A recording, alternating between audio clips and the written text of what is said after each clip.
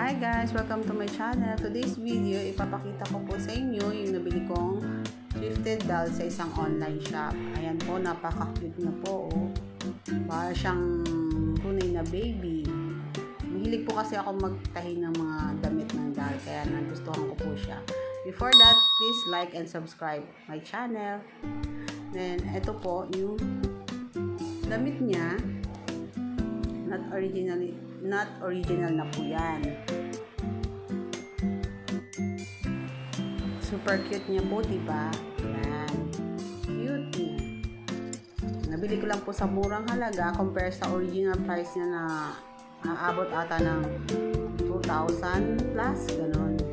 Pero nabili ko lang siya ng less than 1,000.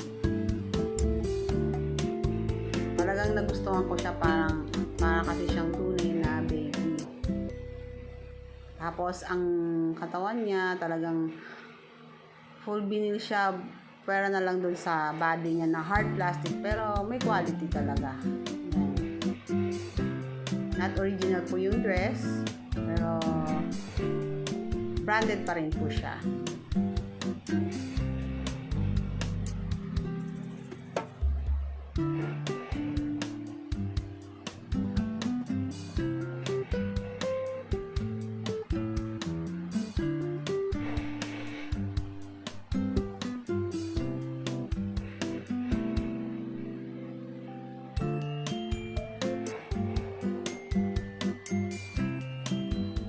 Yan po yung kanyang body.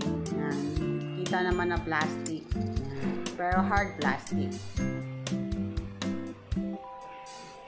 Sa kanyang batok, may makikita po kayo nakalagay na tatak na Famosa. Yan yung kanyang legs. Medyo malambot kasi rubber na. Full vinyl. Then, ganun din yung arms. Yung kanyang face, medyo hard, pero vinyl pa rin naman.